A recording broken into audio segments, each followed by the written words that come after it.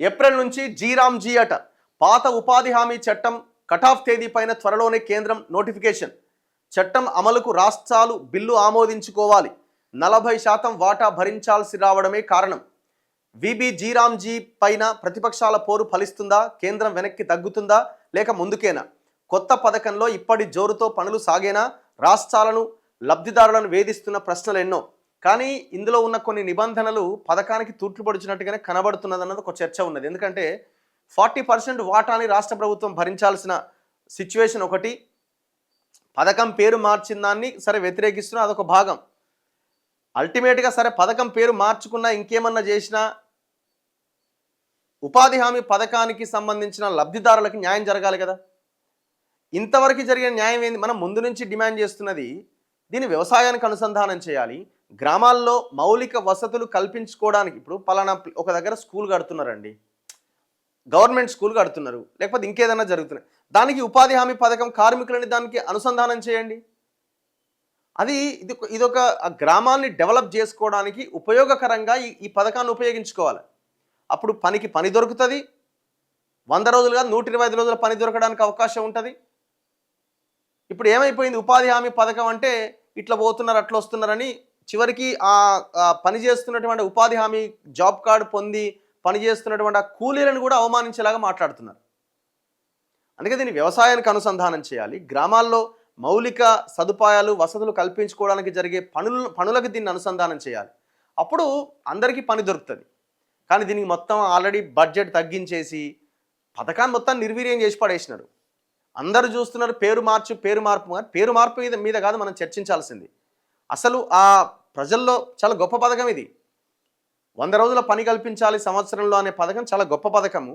So దాన్ని మిగతా పనులన్నింటికి అనుసంధానం చేసి ఇంకా బలంగా ముందుకు తీసుకెళ్ళాలి. ఏమవుతుందంటే దీనివల్ల ఎవరు ఉంటారు? ఇప్పుడు ఈ ఉపాధి హామీ పనిచేసే వాళ్ళంతా ఎస్సీ ఎస్టీ బీసీలు పేదలు ఉంటారు.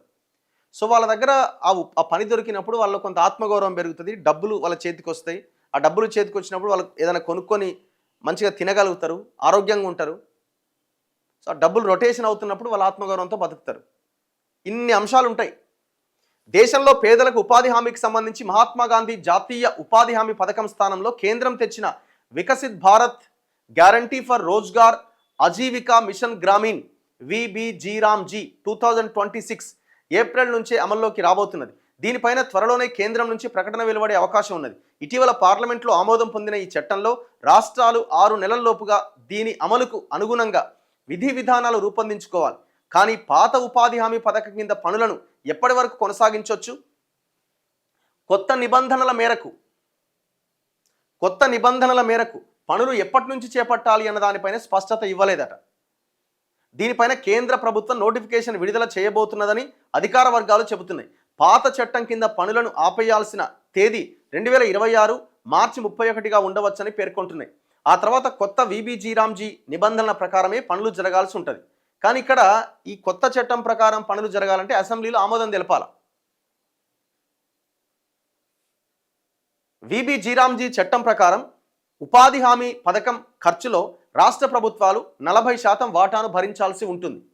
దీన్ని రాష్ట్రాలు వ్యతిరేకిస్తున్నాయి.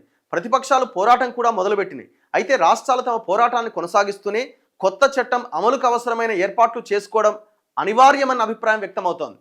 కొత్త చట్టం ఆధారంగా రాష్ట్రంలో అమలు చేసే పథకం, విధి విధానాలు, నిధుల కేటాయింపు తదితర అంశాలతో బిల్లును శాసనసభలో పెట్టి ఆమోదించుకోవాల్సి ఉంటుంది. అయితే కొత్త చట్టంతో ఉపాధి వేతన నిధుల్లో 40% భరించాల్సి రావడంతో రాష్ట్రాలు ఇంతకు ముందులా ఉత్సాహంగా పనిచేస్తాయా? అందుకు ఎన్ని రాష్ట్రాల ఆర్థిక పరిస్థితి సహకరిస్తుందనే ప్రశ్నలు తలెత్తుతున్నాయి. ఇప్పుడు రాష్ట్ర ప్రభుత్వాలు ఉన్న పథకాలకే పైసలు పెడతలేరు. ఇప్పుడు 40% వాటాని ప్రభుత్వం పెట్టాల్సి ఉంటుంది. మరి రాష్ట్ర ప్రభుత్వాలు ఇప్పటికే వచ్చే వాటినే డైవర్ట్ చేస్తున్నాయి. వీళ్ళు కొత్తగా 40% వీళ్ళు దీనికోసం కేటాయించే అవకాశం ఉంటుందా? పెద్ద క్వశ్చన్ మార్క్. పథకం కోసం ఖర్చు చేసే మొత్తం, ఉపాధి కల్పించే రోజులు, జరిగే పనులు తగ్గిపోతాయని ఆందోళన వ్యక్తమవుతోంది. ఉపాధి హామీతో కూలీలకు డిమాండ్ పెరిగి పురుషులు మహిళలకు సమాన వేతనం అందే పరిస్థితి ఏర్పడింది. కొత్త చట్టం వల్ల పని దినాలు తగ్గిపోతే మహిళలకు వేతనాల విషయంలో వ్యత్యాసం పెరిగే ప్రమాదం కూడా ఉందన్న అభిప్రాయం వస్తోంది.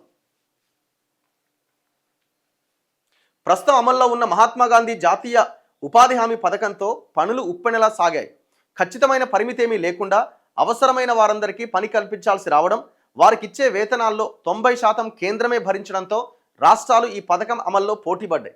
ఆ చట్టం కింద తొలుత అనుమతించిన పనులే కాకుండా పథకానికి అనుసంధానంగా ఉండేలా పలు కొత్త పథకాలు, పనులు రూపొందించుకున్నాయి. ఉదాహరణకు ఉపాధి హామీ పథకం ప్రారంభంలో నీటి నిర్వహణ పనులు ప్రభుత్వ, అటవీ, సామాజిక భూములకే పరిమితం.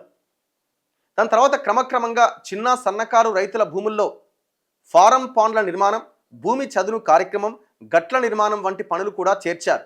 ఉపాధి హామీతో అనుసంధానం చేసుకొని రైతుల భూముల్లో పండ్ల తోటల పెంపకానికి ఉద్యానవన శాఖ ఒక పథకాన్ని ప్రారంభించింది. ఇక తొలుత గ్రామీణ లింక్ రోడ్లకు మాత్రమే ఉపాధి హామీలో అనుమతి ఉంటే క్రమంగా సిమెంట్ రోడ్లకు కూడా అనుమతి వచ్చేలా రాష్ట్ర ప్రభుత్వం అనుసంధానం చేసింది. గ్రామ పంచాయతీలు, అంగన్వాడీ భవనాలు, మహిళా సమాఖ్యల భవనాలకు కూడా ఉపాధి హామీతో అనుసంధానం చేసుకొని నిర్మించేలా ఏర్పాట్లు చేసింది. ఇలా రాష్ట్రంలో సుమారు 266 రకాల పనులు ఉపాధి హామీకి అనుసంధానమై ఉన్నాయి. కొత్త చట్టంతో అవన్నీ నీరసపడే అవకాశం కనిపిస్తోంది. సో ఇందులో అవినీతి జరగలేదంటే అవినీతి కూడా జరిగింది. ఫేక్ జాబ్ కార్డ్స్ పెట్టడం, ఇట్లా రకరకాలుగా. ఇది పథకాన్ని మరింత బలోపేతం చేయాల్సింది పోయి ఈ గైడ్ లైన్స్, ఈ కథ వ్యవహారం అన్ని చూస్తే దీన్ని ఇంకా ఖతం చేసే కార్యక్రమం చేపట్టినట్టుగానే కనబడుతున్నది.